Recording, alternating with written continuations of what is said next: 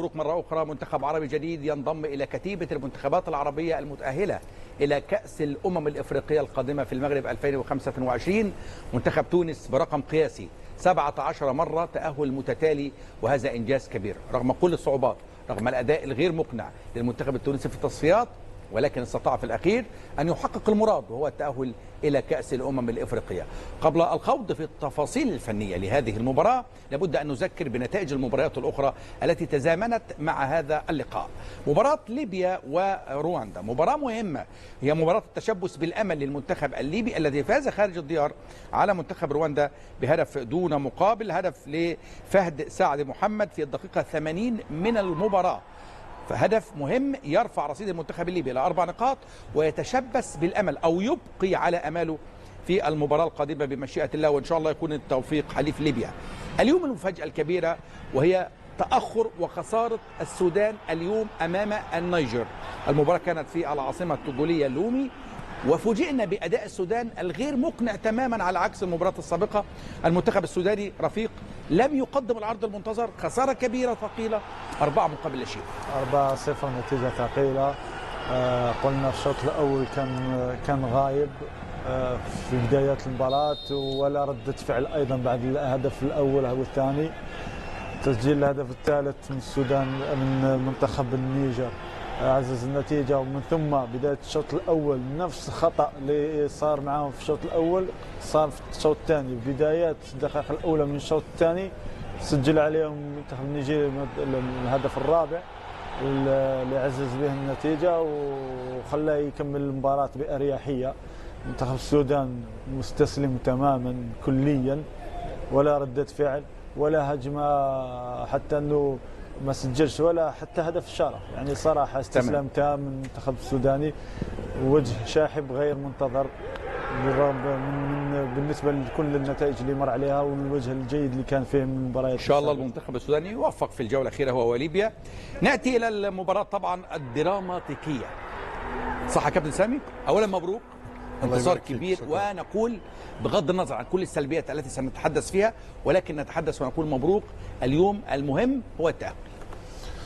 هو أكيد مبروك لتونس بالتأهل هذايا، أكيد النتيجة مهمة جدا معناتها، والفوز مهم جدا، وطريقة الربح معناتها في الوقت البديل معناتها حاجة تعطي أكثر شحنة وتعطي أكثر نشوة بالفوز وفرحة بالفوز. صحيح الشوط الثاني كان نوعا ما أقل نسبيا معناتها المستوى نتاع المنتخب التونسي، خصوصا معناتها لما جاء فينا الجول الثاني ثم تراجع المستوى الذهني. الحمد لله لكون اللاعبين لقاو منين يلقاو معناتها شحنة ذهنية في آخر وقت، وخصوصا علي العابدي اللي كان رجل المباراة حسب رأيي اليوم، وكان النقطة المضيئة في المنتخب التونسي، اللاعب اللي كان مميز في الشوط الأول. حتى في الشوط الثاني بالرغم معناتها ما كانش ثم تركيز على الجهة اليسرى كثير. نذكر فقط بالترتيب. أولا كابتن، تونس أصبحت في الصدارة ب10 نقاط وضمنت التأهل رسميا. جزر القمر 6 نقاط، جامبيا 5 نقاط، وسيلعبان غدا في جامبيا مباراة على البطاقة الثانية، مباراة نارية بين جزر القمر وجامبيا. نتمنى التوفيق طبعا لجزر القمر بصفة منتخب عربي. ومدغشقر خلاص فقد الأمل رسميا وبقي في القاع بنقطتان. أعود إليك كابتن سامي الحديث أولا عن التأهل والفرحة بالهدف والتأهل، ولكن نذكر اولا بمجموعه السودان يعني تتبقى لها الامال ان شاء الله. لكن غدا مباراه غانا وانجولا، انجولا في الصداره طبعا وتاهلت 12 نقطه، السودان 7 نقاط، النيجر 4 نقاط، غانا نقطتان. غدا انجولا وغانا في انجولا، خساره غانا تؤهل ان شاء الله السودان وتحقق لهم طبعا التاهل بمشيئه الله. هذه طبعا يعني كانت مفاجاه اليوم، خساره السودان ب4 مقابل لا شيء. نعود إلى الأداء للمنتخب التونسي اليوم. تحدثنا عن الفوز، تحدثنا عن التأهل، تحدثنا عن كل شيء، لكن هذه التصفيات من وجهة نظرك هي مرت من أصعب، أو من وجهة نظر الكثيرين هي من أصعب التصفيات التي مرت على الكرة التونسية، صح؟ صح. خصوصا معناتها كان ثم العديد من الارتجالية في أخذ القرارات، تغيير 4 مدربين لمنتخب تونسي، بطولة معناتها للأسف بطولة فقدت النجاعة نتاعها وفقدت معناتها انتاج اللاعبين واللاعب المميز. كذلك معناتها الجيل اللي موجود اللي كان ثم توجه من الاتحاد التونسي من فتره هو استدعاء اللاعبين اللي ينشطوا لبرا خارج تونس. للاسف معناتها احنا لا نمتلك نفس الجوده من اللاعبين اللي يمتلكوها المغرب والجزائر معناتها، لكن الحمد لله والحاجه اللي تميز تونس اللي كونه بالرغم من الصعوبات، بالرغم معناتها اللي بعد المستوى الفردي للاعب التونسي على اللاعبين الجزائريين والمغاربه وحتى المصريين، لكن المنتخب التونسي دائما متواجد في افريقيا. الحاجه اللي زاد كذلك معناتها لازم الانتباه لها لكونه ثم خلل في المنظومه الدفاعيه وثم خلل خصوصا على مستوى خط الدفاع. المنتخب التونسي ولا يقبل اهداف بسهوله، ليس من عاده المنتخب التونسي. كانت من نقاط القوه نتاع المنتخب التونسي هو الصلابه الدفاعيه واللعب الدفاعي كالفريق ككل. نهنيوا اللاعبين، نهني الاطار الفني التونسي اللي كانوا في الموعد وتحملوا المسؤوليه اليوم. معناتها مسؤوليه لم تكن سهله، اكيد معناتها الظرف اللي مر به المنتخب ليس بالظرف الهين. كذلك دخول العيوني على الجهه اليمنى اعطى نوعا ما من الحيويه معناتها على الجهه اليمنى، وكان وراء التمريره الاخيره للهدف. ان شاء الله معناتها ان شاء الله المنتخب التونسي عنده توا الوقت باش للتفكير لبناء فريق جديد، لكن باي نوعيه من اللاعبين، باي لاعبين معناتها نظرا لكونه المخزون ولا النوعيه نتاع اللاعبين الموجودين داخل تونس ولا خارج تونس. حسب رايي هذم الافضل اليوم موجودين طيب، باستثناء زوز او ثلاثه لاعبين اخرين. وفق اليوم قس اليعقوبي في قراءه المباراه وحقق الهدف الاسمى وهو الوصول الى كاس الافريقيه. فوق اكيد ما دام فاز بالنتيجه. ظاهر انه بغض النظر عن النتيجه، نعم، بصفه عامه الاداء والتكتيك والمباراه. نعم، لانه غيرت المباراه بصفه عامه. صحيح، لانه اولا كان عارف ان نقطه ضعفه الهجوم، اشتغل على النقطه هذه وشفنا التحسن. اليوم سجل 3 أهداف الهجوم المنتخب التونسي. حتى قراءته بين الشوطين يعني تكلمنا ولاحظنا انه اللعب غير متوازن وانه الجهه اليمنى غير ناشطه. قام بالتغيير العيوني ودخوله مثل ما قال الكابتن سامي يحيى الجهه اليمنى، وجاء منه الهدف التمريره الاخيره الهدف الثالث. والعكس شفنا الجهه اليمنى اكثر نشاطا هجوميا على الجهه اليسرى على غير الشوط الاول. تكلمنا على الوسط الميدان ايضا انه كان فيه فراغ كذا، تغيير ودخول حنا بعل كوسط ميدان ايضا اعطى الاضافه. يعني قراءته بدايه المباراه وبين الشوطين كانت صحيحه وفي المستوى. لكن النقطة اللي تكلمنا قلنا انه لازم كانت قوتهم قوة نقطة القوة للمنتخب التونسي هو الدفاع اللي اليوم صراحة كان غايب تماما. الأربع المدافعين خاصة الجهة اليمنى، يعني أكيد منتخب مدغشقر لعب خاصة الشوط الثاني ونهاية الشوط الثاني بكتلة منخفضة واعتمد على الكرات العكسية، لكن كل كراتهم العكسية كانت خطيرة. صحيح. على المنتخب التونسي. الثنائي المحور اليوم لم يظهر في المستوى المعهود. الجهة اليمنى أيضا اللي تكلمنا عليه الظهير اليمين كشرود كان كشرود من بداية المباراة لم يكن بمستوى، حتى أنه نشوف أنه تلقى البطاقة الحمراء. لكن على العموم أداء كان جيد، كان أفضل من المستويات اللي ظهر بها من قبل. والنتيجة والفوز مهمة جدا. مبروك المنتخب التونسي للطاقم الفني اللاعبين، لأنهم هم الأكترز، هم الممثلين الأوائل. مبروك التأهل للمنتخب التونسي. مبروك التأهل للمنتخب التونسي. طبعا هذه الفرص الضائعة لمنتخب مدغشقر في مباراة اليوم. مباراة كانت مفتوحة على كافة الاحتمالات، خطوط دفاعية مفتوحة من المنتخبين بصراحة.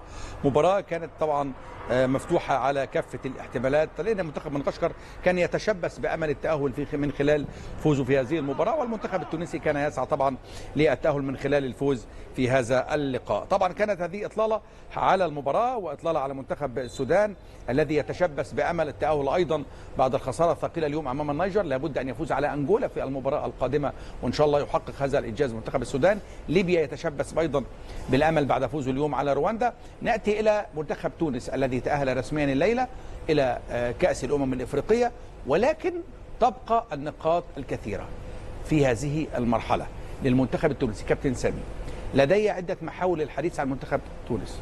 اليوم منتخب تونس حوارات كتير جدا.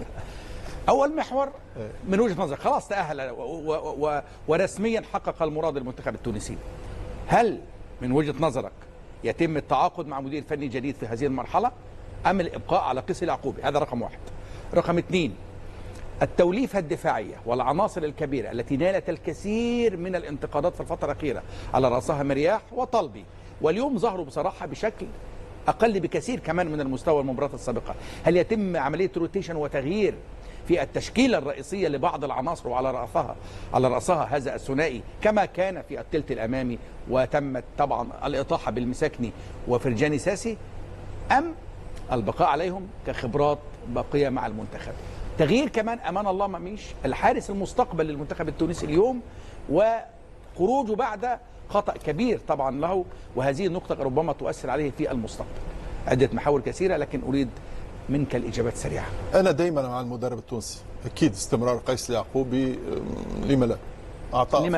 أعطى فرصة للمدرب هذا، معناتها الاستمرار في المنتخب التونسي. أنا بالنسبة يعني يستمر في تصفيات كأس العالم. أكيد. للأسف اللي كونه في تونس معناتها اليوم نحملوا في المدربين وخصوصا المدربين التوانسة مسؤولية معناتها نتاع بعض الأخفاقات. المدربين التوانسة راهو لما يجوا للمنتخب ما همش باش يجيبوا من ديارهم ولا من بيوتهم باش يجيبوا اللاعبين، هذا اللاعبين وهذه النوعية نتاع اللاعبين المتوفرة. اليوم معناتها نطالبوا في المدربين التوانسة بأشياء خارجة عن نطاقها. معناتها اليوم ثم توجه الانتداب لاعبين اللي الاستدعاء لاعبين من فتره معناتها في الاتحاد التونسي، لاعبين ينشطوا لبرا، هذا لا تكونوا في تونس. انت مع بقاء قيس اليعقوبي؟ انا مع بقاء قيس اليعقوبي، مع بقاء اي مدرب تونسي. المنتخب معناتها المنتخب التونسي هو المنتخب العربي تقريبا الوحيد اللي بيستمر مع مدربين محليين ووطنيين منذ فتره بعيده، وهذا شيء جيد منذ الكبير والاسماء المتتاليه. هذا شيء جيد علينا. الاشكال انا بالنسبه لي هو تصحيح طريقه الشغل معناتها على مستوى الانديه، تطوير الانديه، تطوير الفرق اليوم معناتها التونسيه. ثم اشكال كبير في بعض المراكز على غرار راس الحربه. اليوم لازم ايجاد راس حربه تونسي يكون ينشط في الدوري التونسي. طب حازم المنصوري ثبت نفسه اليوم؟ تغيير القوانين اول مباراه، الاطار نتاع صعب الحكم عليه. اكيد معناتها لازم ياخذ الفرصه كيما خذا غيره معناتها ما كانش سيء على العموم كيما خذا الفرصه غيره. قبل أن تجاوب على تغيير الحارس المبكر نستمع أولا لقيس اليعقوبي مشاهدينا الأعزاء من داخل أرض الملعب، وتحديدا ماذا قال عن تغيير مميش مع بداية الشوط الثاني. نتابع. بطبيعة الحال حارس عمره 19 سنة، نعرف أنه تمس نفسانيا، كانت نجم تكون كارثة أنه لو كمل المباراة. We want to protect the goalkeeper. Okay, we make the chance to protect the goalkeeper. أجرينا التغيير لحمايته. Okay, he's a guy. هو يبلغ من عمر 19 عاما وأردنا أن نحميه نفسيا. والتغييرات الأربعة شفتونا اللي دخلنا بنفس هجومي، وحتى التغييرات نتاعنا الكل كانت في وسط الميدان وفي الأجنحة. يعني النفس نتاعنا كان هجومي، اللي في الآخر أعطانا الحق التغييرات نتاعنا بسجلنا في آخر رمق. We know that we have some problems. نحن على دراية وأن لدينا بعض المشكلات في خط وسط الميدان Okay. وليس في الدفاع فقط. أنا كمدرب للمنتخب التونسي، كمدرب المنتخب التونسي لأول مرة استلمت زمام الأمور. خلال الأسبوع الماضي لم تتح لي الفرصة لكي أغير الأمور التكتيكية، وكل العمل الذي قمت به هو عملي.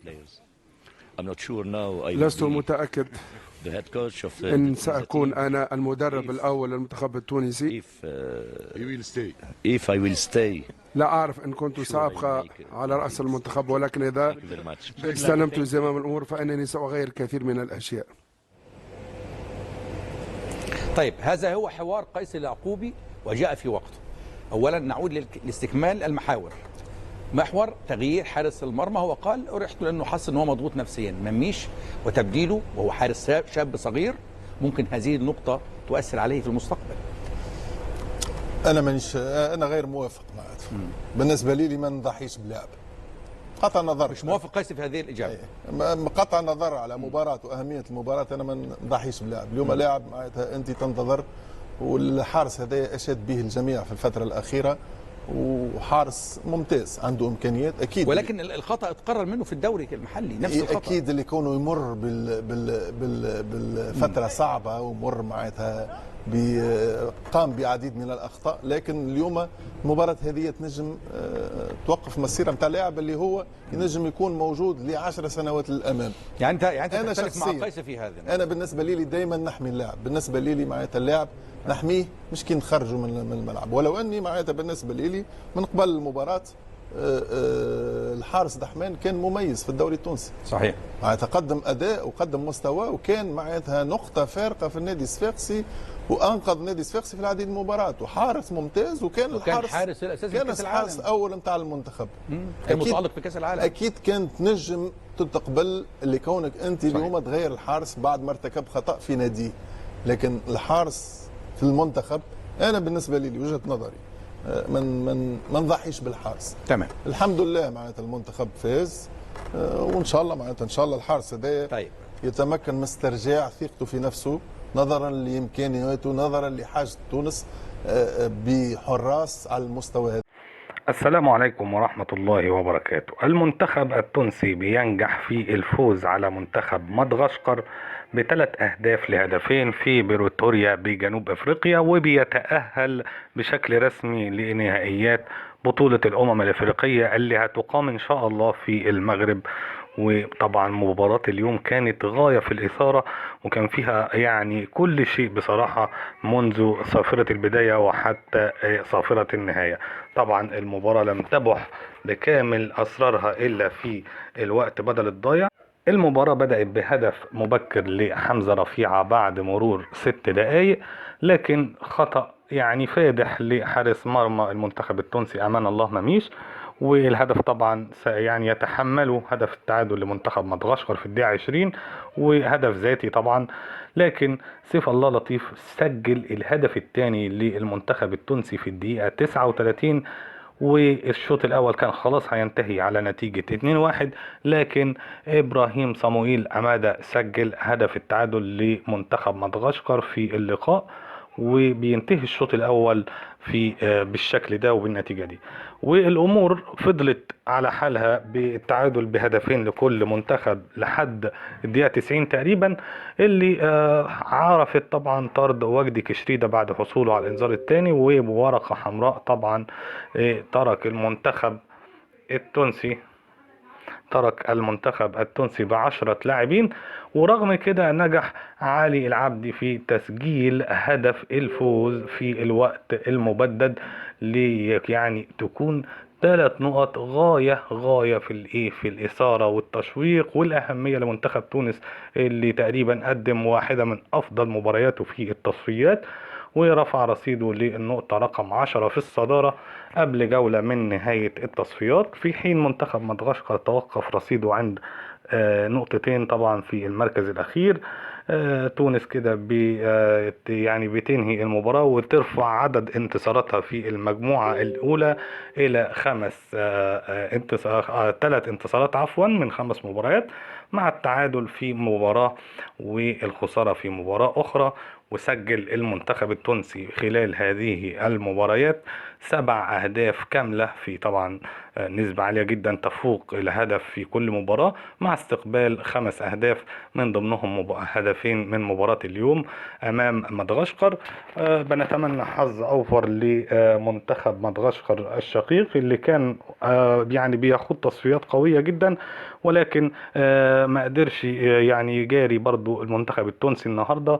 وكل تمنياتنا لمنتخب جزر القمر الشقيق العربي الآخر والتوفيق في مواجهته مع جامبيا. وطبعا لو جزر القمر غلبت جامبيا هتبقى 9 نقط وتضمن التأهل أيضا للبطولة بإذن الله.